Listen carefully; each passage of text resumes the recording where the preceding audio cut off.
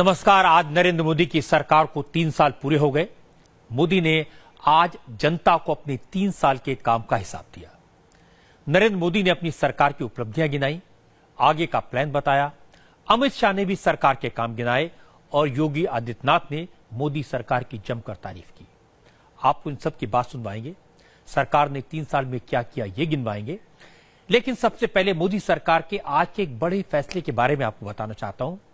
ऐसा फैसला जिस पर कम लोगों का ध्यान गया, लेकिन यह बड़ा फैसला है।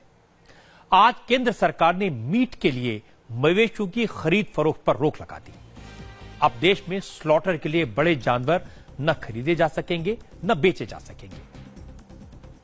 सरकार ने इस पर पूरी तरह पाबंदी लगा दी है। इस फैसले का मतलब यह है कि अब देश भर में गाय, भैंस, बछड़े, बैल और ऊंट जैसे बड़े जानवरों के मीट के कारोबार पर संकट आएगा। इसका सीधा असर उन स्लॉटर हाउसेस पर पड़ेगा जो बड़े जानवरों का मीट सप्लाई करते हैं। नए नोटिफिकेशन के मुताबिक धार्मिक रिचुअल्स में भी बड़े जानवरों की बलि अब नहीं दी जा सकेगी। इसके लिए एनवायरमेंट मिनिस्ट्री ने prevention of cruelty to animals act में बदलाव किया है। एक्ट में क्या बदलाव हुए, इसका मतलब क्या है, इसकी पूरी डिटेल्स हमारे संवाददाता अभिषेक उपाध्याय के पास है, उनसे सुनते हैं।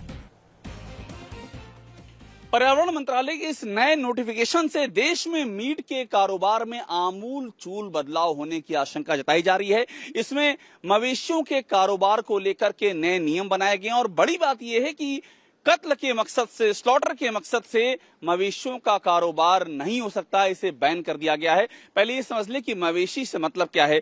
इसमें जो सेक्शन 2 है इस नोटिफिकेशन का, उसमें परिभाषाएं दी हुई हैं और इस परिभाषा में साफ तौर पर लिखा हुआ है कि मवेशी का मतलब गो जातीय पशु, और इसमें गाय, भैंस, बछवा, सांड, बैल और यहां तक कि ऊंटनी का भी जिक्र है। ये वे पशु हैं जिनका कारोबार कत्ल के मकसद से, स्लॉटर के मकसद से, कसाई खाने में ले जाने के मकसद से कतई नहीं हो सकता है। और एक अहम बात यह है कि हम अगला जो इसमें अगला हिस्सा है सेक्शन, इस नोटिफिकेशन का सेक्शन 22, उसमें देखेंगे तो यहां साफ लिखा हुआ है कि स्लॉटर के पर्पज से, कत्ल के पर्पज से, मकसद से हम किसी भी जानवर का क्रय विक्रय नहीं हो सकता है। और साथ में यह भी लिखा हुआ कि रिलीजियस पर्पस, यानी कि जो धार्मिक मकसद से, मजहबी मकसद से भी किसी भी जानवर की बलि नहीं चढ़ाई जा सकती है।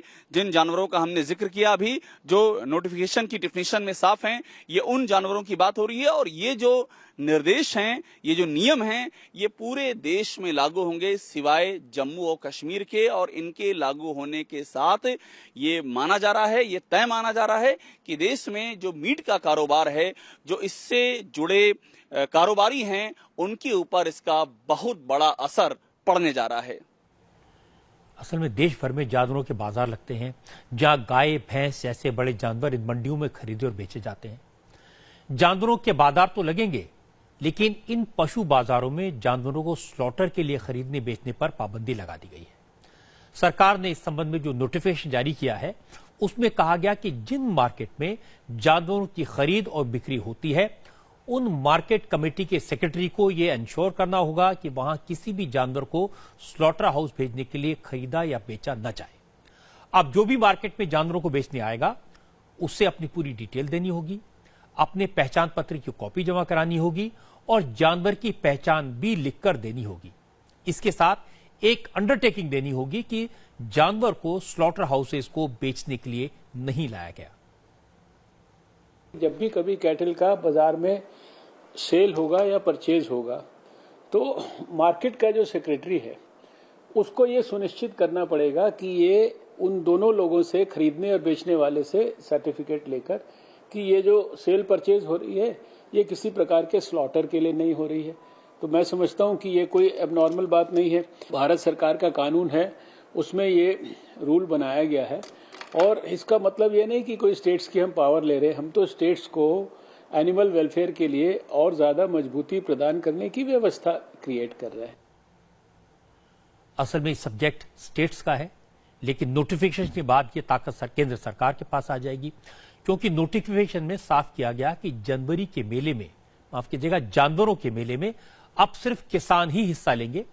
वहां सिर्फ खेती, किसानों के काम के लिए और दूध के लिए ही जानवरों को खरीदा और बेचा जाएगा। पर्यावरण मंत्रालय के इस नए नोटिफिकेशन में एक बात समझने की है कि इसमें पशुओं के कारोबार पर रोक नहीं लगाई गई है। पशुओं का कारोबार भी होगा, पशु बाजार भी लगेंगे, लेकिन ये बात साफ तौर पर इसमें लिखा हुआ है कि ये एकदम वचन लिया जाएगा, लिखित घोषणा करनी होगी खरीदने वाले को पशु कि वो खेती के मकसद से, कृषि के मकसद से पशुओं को खरीद रहा है और इसको वध के लिए, कत्ल के लिए नहीं खरीद रहा है। ये उसे लिखित घोषणा करनी होगी और बाकायदा इसमें लिखा हुआ है कि एक पशु बाजार समिति होगी और ये पशु बाजार समिति ये मॉनिटरिंग करेगी इस बात की कि जो घोषणा की जा रही है इसमें कितना दम है, इसके साक्ष्य क्या हैं। और बड़ी बात यह भी है कि कौन खरीद सकता है पशु को, यह भी डिफाइन कर दिया गया है कि खरीदने वाला कृषक होना चाहिए, यानी कि किसान होना चाहिए और इस बात के भी सबूत देने होंगे कि वो किसान है कि नहीं इस मॉनिटरिंग कमेटी को, और उसके बाद ही ये खरीदने की प्रक्रिया आगे बढ़ेगी। और एक बड़ी बात इसमें और लिखी गई है कि जो भी वो कागजात देगा 6 महीने तक वो उस कागजात को अपने पास रखेगा। जो इस प्रक्रिया में जिन कागजातों का विनिमय होगा वो 6 महीने तक अपने पास रखेगा। और ये भी एक बड़ी बात इसमें लिखी हुई है कि 6 महीने के भीतर वो उस पशु को बेच नहीं सकता है, उसे अपने पास रखना होगा। यानी कि कुल मिलाकर के ये जो नियम, ये जो शर्तें इस नए नोटिफिकेशन में जोड़े गए हैं, ये इस बात को इंश्योर करने के लिए हैं कि उन्हीं पशुओं का कारोबार हम कर सकते हैं जिनको की खेती के, यानी कि कृषि के मकसद से कारोबार किया जाए। जो परिभाषाओं के मुताबिक जो पशु आते हैं, कत्ल के मकसद से कोई कारोबार नहीं हो सकेगा। इस नए कानून में बड़ी बारीकी से काम किया गया है, एक एक प्रॉब्लम को समझा गया है। जैसे राज्य सरकारों के सामने एक बड़ी प्रॉब्लम थी, इंटरस्टेट गैंग काम करते थे जो बड़े जानवरों को दूसरे राज्य में ले जाकर काटते थे। अब इन पर रोक लगेगी। इंटरस्टेट जानवरों की तस्करी को रोकने के लिए जो नया नियम बना है उसके मुताबिक राज्यों